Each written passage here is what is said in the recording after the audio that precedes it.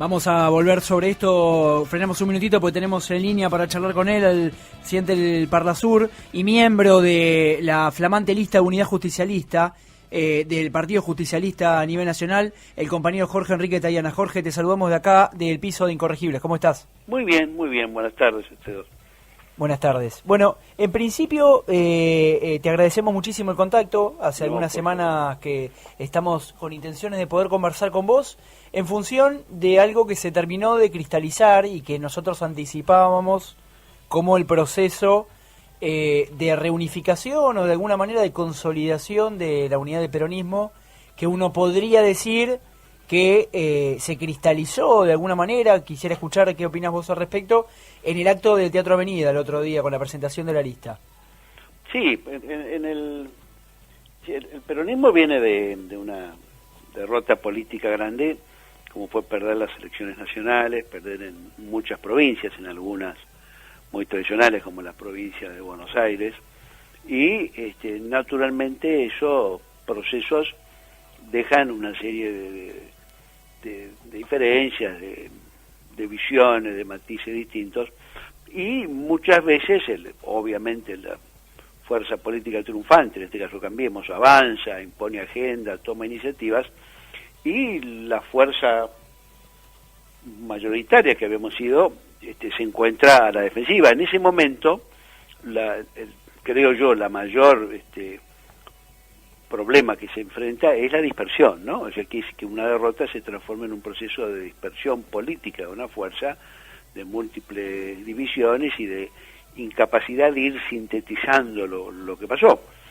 Sobre todo si los peronistas pensamos, como pensamos, que somos una fuerza que tiene la responsabilidad política de buscar la representación de los más humildes, de los trabajadores, y de buscar una plena vigencia de la justicia social. Entonces, el problema que enfrentamos es la necesidad de recomponer una fuerza política que se prepare para esta nueva realidad que es el gobierno del PRO, y que sea capaz de ir construyendo las bases y las políticas que permitan volver a ser mayoría, triunfar en las elecciones legislativas del año que viene y en expectativa ganar las elecciones nacionales del 19. Así que en ese proceso el Partido Justicialista cumple un rol importante.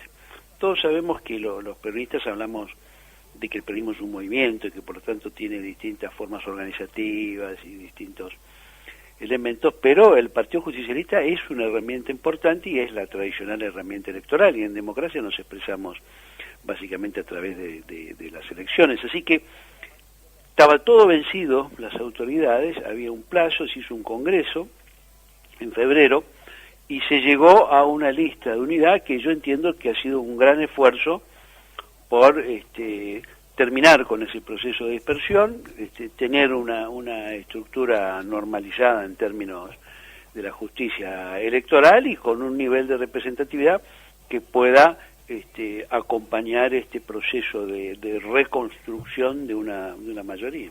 A ver, tengo dos preguntas para hacerte, pero arranco por la más urgente. Hubo un proceso que nosotros notamos, digamos, lo hemos notado por lo menos acá en el ámbito de la Ciudad de Buenos Aires, pero creo que habrá pasado en muchos otros lugares, de afiliación masiva en los primeros meses de este año al partido, gente que tal vez jamás había formado parte de la vida del Partido Justicialista y se sintió interpelado de alguna manera, se afilió.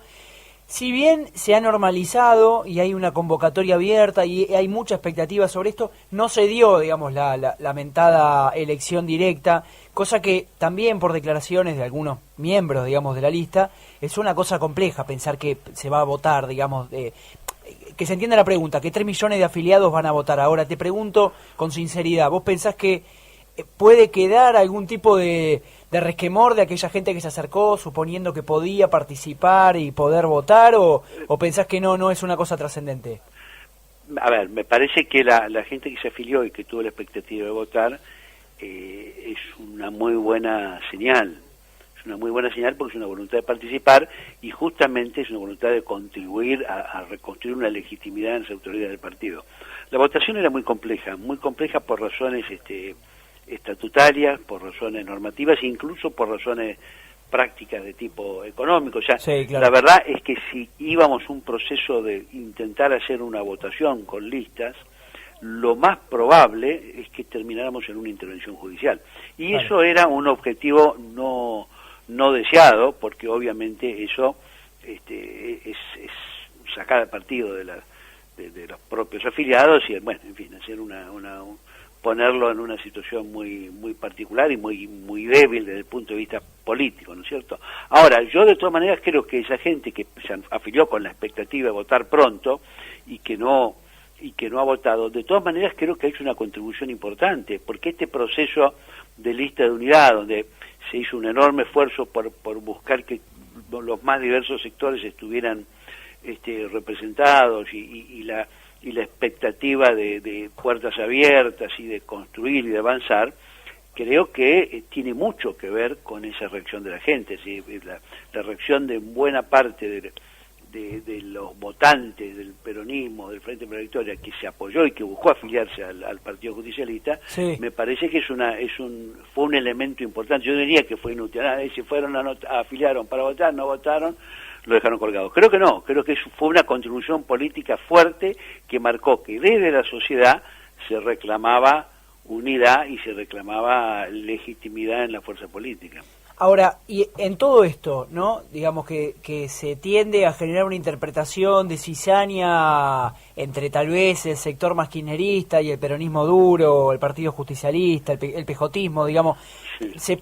Uno puede interpretar, o te lo pregunto en todo caso, que sos dirigente del Movimiento Evita y también un dirigente del Frente para la Victoria, el papel que entendés, digamos, en esta convocatoria que los peronistas tienen dentro de esta convocatoria del Frente Ciudadano que ha lanzado tal vez Cristina, ¿crees que es la construcción del PJ? ¿O cómo interpretás este Frente Ciudadano del que habla Cristina, del que habló el 13 de abril?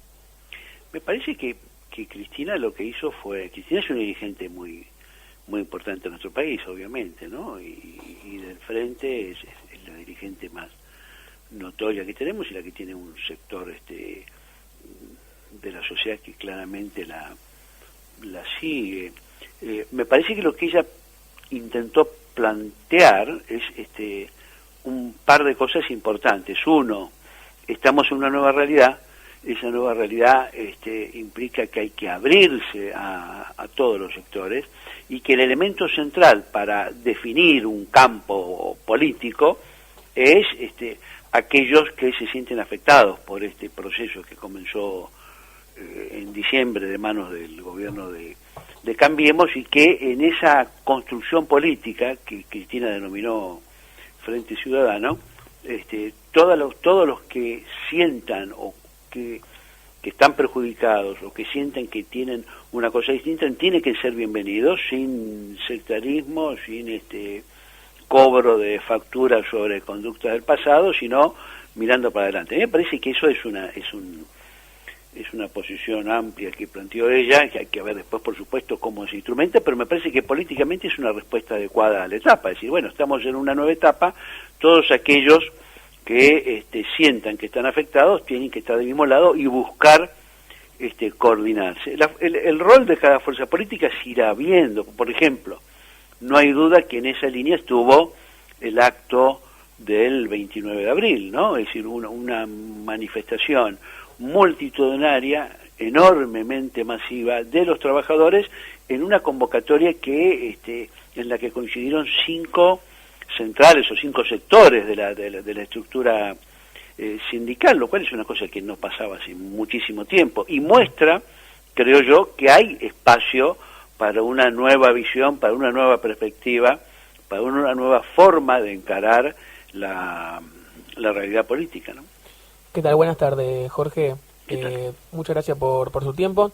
Y hablando de esta cuestión de cambio de visión, de cambio de perspectivas, de acuerdo al contexto, yo quería sacarle un poquito de su rol en el Partido Justicialista y colocarlo en su rol como presidente del Parlasur, a base de lo que fueron las declaraciones de la canciller Susana Malcorra, teniendo en cuenta las conversaciones bilaterales que está teniendo con el Reino Unido y sobre todo la cuestión que ella hacía un poquito de énfasis, la cuestión del comercio y las inversiones. Pero ella hablaba del tema Malvinas como una asignatura pendiente, ¿sí? Todo esto dentro del contexto que ella plantea como objetivo de desideologizar la política exterior y colocando otros ejes que no son del interés en palabras de ella. ¿Cómo analiza este objetivo que persigue la nueva ministra de Relaciones Exteriores, sumado eso por un lado y por otro lado la participación de Mauricio Macri de lo que va a ser la próxima cumbre de la Alianza del Pacífico en Santiago de Chile? A ver, son varias cosas. Sí. Yo no he leído solo parcialmente por la prensa la presentación que hizo ayer la canciller en la Comisión de Relaciones Exteriores del Senado, así que puedo hablar fragmentariamente. Sí. Desideologizar la política exterior está bien, porque los países tienen ideologías, tienen políticas, pero sobre todo también tienen intereses y perspectivas. Entonces,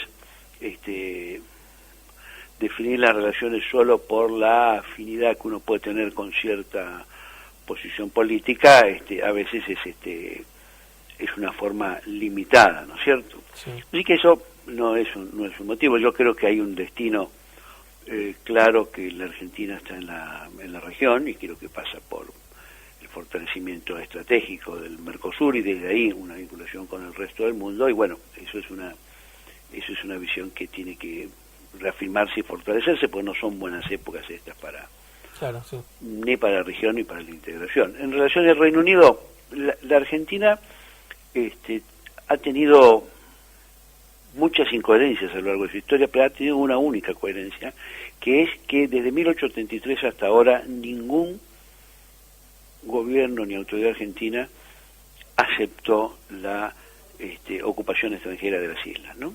O sea, ningún gobierno consintió la ocupación. Dicho esto, y esto es una coherencia en un país que tenemos pocas coherencias muchas veces, es un elemento muy importante, porque eso es lo que está en la base también de la solidez de nuestro reclamo y de los elementos jurídicos y políticos que están detrás de la posición argentina. Hay otros casos de reclamos que no han tenido esa consistencia. Ahora, esa consistencia es una base. Sobre eso ha habido distintas políticas, ¿no? Políticas más de mayor firmeza, de mayor insistencia, políticas más light o más menos fuerte el reclamo. La canciller va a ir a Londres, va a tener reuniones allá. Cameron le dijo a Macri que no iba a hablar de soberanía, ¿no?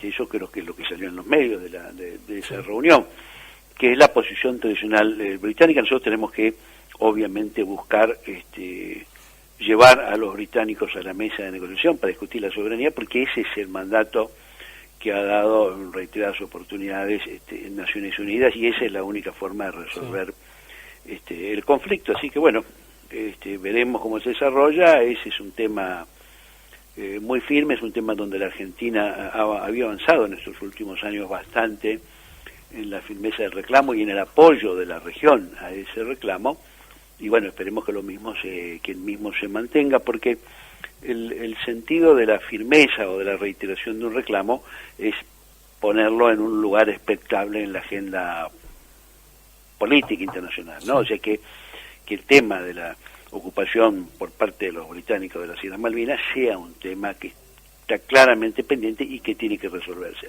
En la medida que se insiste en el reclamo, eso está. Si uno baja mucho el volumen del reclamo, o lo espacía, o le baja el tono, esto tiende a veces a perderse o a no ser tan visible, lo que creo que no es bueno para la causa argentina.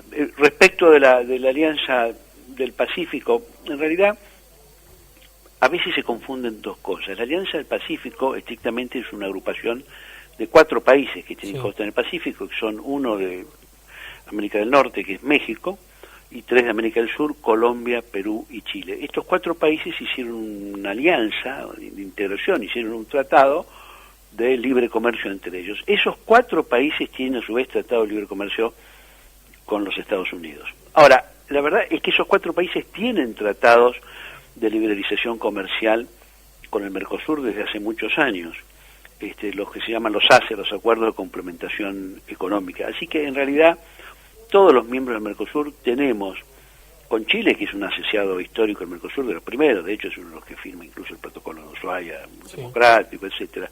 También con Perú y también con Colombia, e incluso con México, no en el marco de los ACE que se firmaron conjuntos, sino que con México cada uno de los países de Mercosur tuvo un acuerdo de liberalización comercial particular, es decir, individual.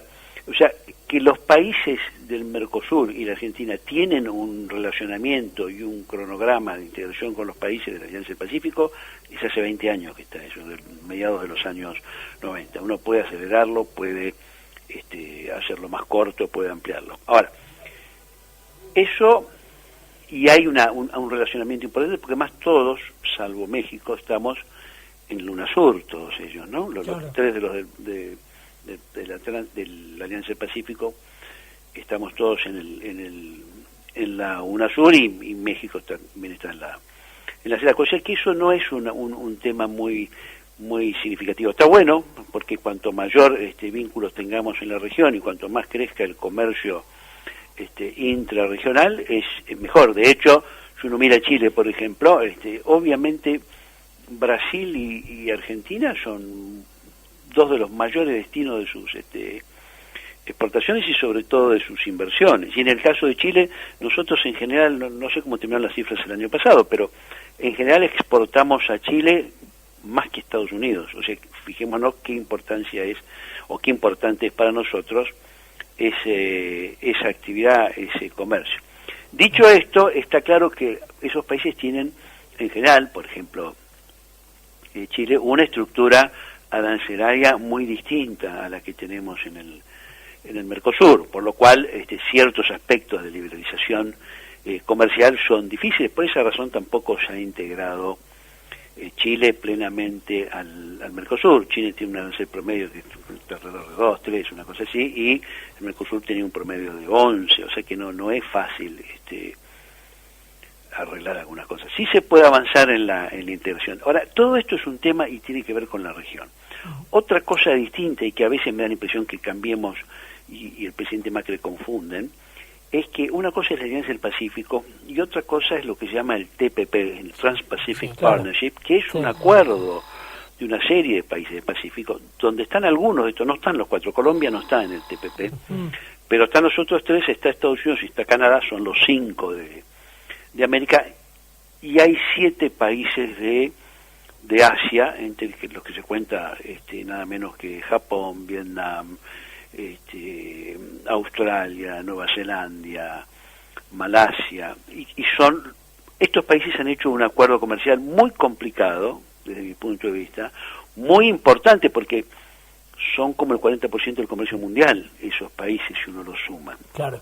Entonces, la preocupación es, bueno, pero si eso funciona, va a producir un desvío de comercio, es decir, tendremos más dificultades los países del Mercosur para colocar cosas. Pero este tratado tiene varias observaciones que hay que hacerle. Primero, desde el punto de vista técnico, uno, no está en vigencia. Ese tratado va a estar en vigencia cuando lo ratifique el 85% del Producto Bruto de ese tratado. O sea, son dos nombres, eso, Japón y Estados Unidos. O sea, mientras no lo ratifiquen Japón y Estados Unidos, lo puede ratificar cualquiera, pero Chile, Perú, el que quiera, pero no sirve, no anda.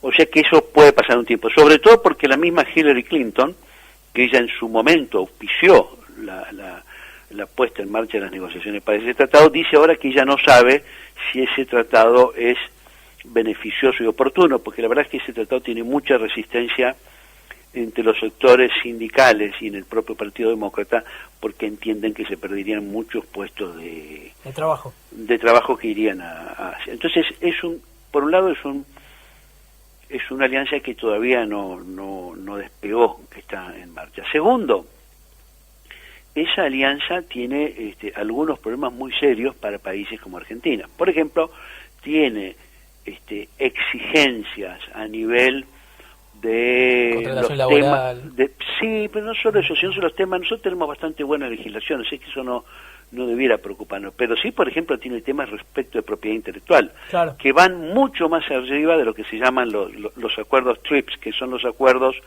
sobre propiedad intelectual que están aprobados por la OMC. Lo que hace Estados Unidos en estos acuerdos, junto con Japón, que son los grandes impulsores, y Canadá, es tratar de subir la vara y lograr en estos acuerdos más chicos o parciales lo que no lograron imponer en la Organización Mundial de Comercio. Y eso vale sobre todo para propiedad intelectual. Y eso afecta muchas cosas, muchos servicios, mucho de lo que está creciendo ahora es justamente todo lo que tiene que ver con propiedad intelectual, pero además está afectando sectores muy, muy claros o específicos, como por ejemplo la industria farmacéutica. Argentina es un país que tiene una industria farmacéutica importante, de desarrollo, con generación de empleo, con avances, con desarrollos propios, y sumarse así al TPP creo que la destruiría completamente, si se dan las condiciones que son las que se han planteado, ¿no?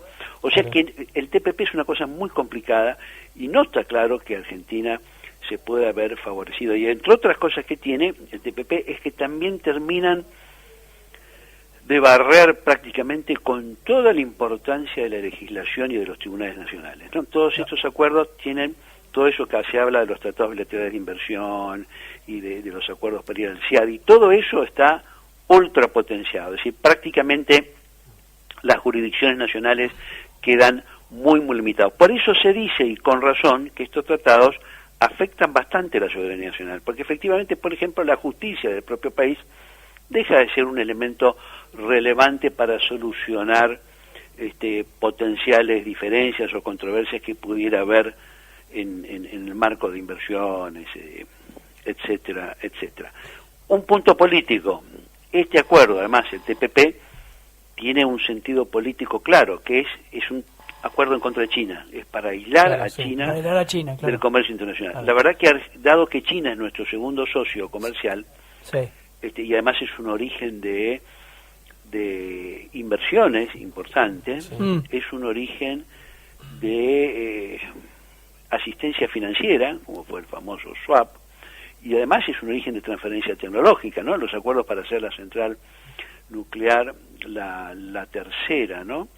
En Lima, en la Atucha 3, es un acuerdo que permitiría a la Argentina por primera vez hacer y completar el ciclo para hacer una central de potencia en el sistema Candú, ¿no? Es decir, con uranio natural de bajo enriquecimiento y agua pesada. O sea que hay una serie de ventajas que nosotros tenemos en esa relación con China, que es compleja, porque por ejemplo somos deficitarios ahora, o sea que hay que trabajar. Habría que estudiarlo, pero sí, pero lo complicaría mucho este parece acuerdo. Poco sensato políticamente desde el punto de vista nuestro. Está claro.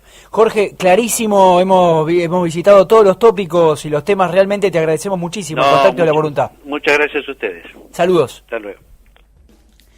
Un cuadro absoluto e inexpugnable del peronismo y de la Argentina, el compañero Jorge Tayana. No nos quedamos cortos cuando dijimos que se le podía preguntar de muchas cosas, la verdad que y puede seguir hablando, su faceta política y militante y su faceta técnica es impecable. Impecable. Bueno, nos vamos rapidísimo a la tanda, ya tenemos acá en el piso a punto pidiendo pista a la gente de Sadop Capital.